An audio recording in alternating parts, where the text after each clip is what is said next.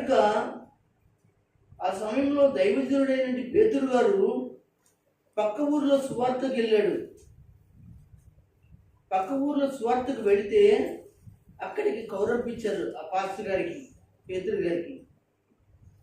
యేసు ప్రభు వారి యొక్క శిష్యులో నుండి 12 మందిలో ఒక్కడైనది పేతురు గారికి.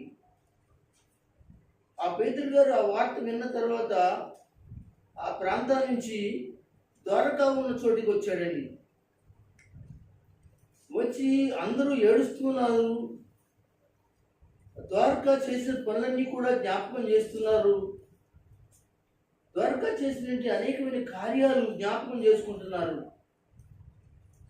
ద్వారకా ఎంత మంచిదంటే అంత మంచిదని చెప్పుకుని సంఘస్థులు ఎంతగానో పేతురు దగ్గర కన్నీరు మున్నీరు అవుతున్నారు.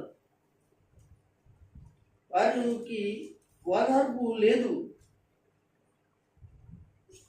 అప్పుడు పేతురు గారు వాళ్ళందరినీ కూడా ఓదార్చినట్లుగా మనం చూస్తున్నాము. ఆ గదిలో పడుకోబెట్టినట్టు ఆ ద్వారకా దగ్గరికి వెళ్ళి ప్రార్థన చేసినట్లుగా అపోస్తుల కార్యంలో మనకి ఉంటుంది. చేసిన వెంటనే దేవుని బిడ్డలారా,